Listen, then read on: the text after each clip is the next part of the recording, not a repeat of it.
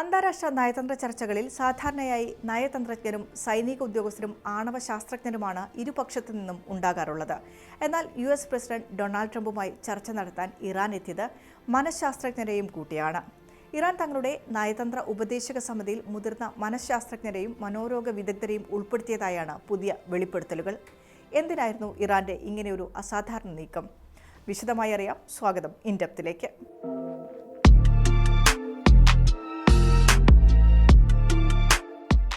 Donald ട്രംപിന്റെ പെരുമാറ്റ രീതികളും ആശയവിനിമയ ശൈലിയും കൃത്യമായി മനസ്സിലാക്കാൻ ഇറാൻ മുതിർന്ന മനഃശാസ്ത്രജ്ഞരെ നയതന്ത്ര ഉപദേശക സമിതിയിൽ ഉൾപ്പെടുത്തിയതായാണ് റിപ്പോർട്ടുകൾ.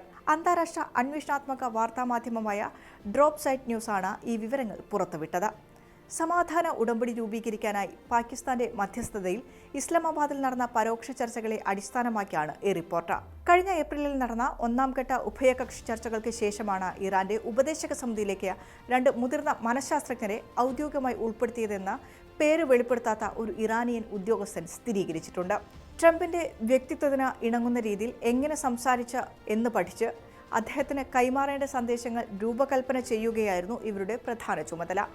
ട്രംപിന്റെ പെരുമാറ്റശൈലിയെയും മനഃശാസ്ത്രപരമായ പ്രത്യേകതകളെയും സൂക്ഷ്മമായി വിലയിരുത്തി അദ്ദേഹത്തോട് എങ്ങനെ ഇടപെടണം, അദ്ദേഹത്തിന് നൽകുന്ന സന്ദേശങ്ങൾ എങ്ങനെ തയ്യാറാക്കണമെന്ന് തീരുമാനിക്കാനാണ് ഇവരുടെ സഹായം തേടിയതെന്ന് ഒരു ഇറാനിയൻ ഉദ്യോഗസ്ഥൻ ഡ്രോപ്പ് സൈറ്റ് ന്യൂസിനോട് പറഞ്ഞു.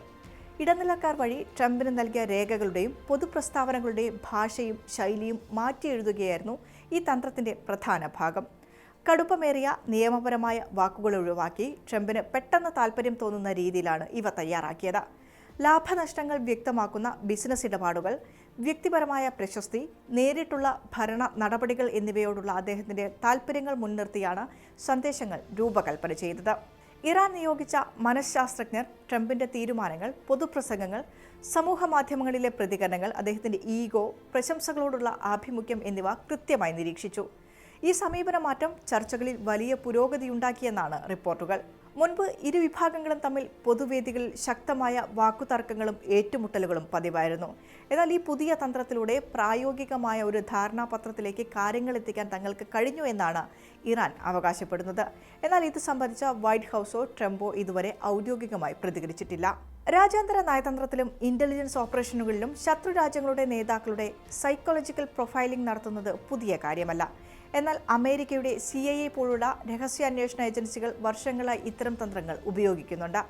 മറ്റു രാജ്യങ്ങളിലെ ഭരണാധികാരികളുടെ മാനസികാവസ്ഥ, അവരുടെ ബലഹീനതകൾ, സമ്മർദ്ദഘട്ടങ്ങളിൽ അവരെടുക്കാൻ സാധ്യതയുള്ള തീരുമാനങ്ങൾ എന്നിവ മുൻകൂട്ടി പ്രവചിക്കാൻ മനോരോഗ വിദഗ്ധരുടെ സഹായം തേടാറുണ്ട്.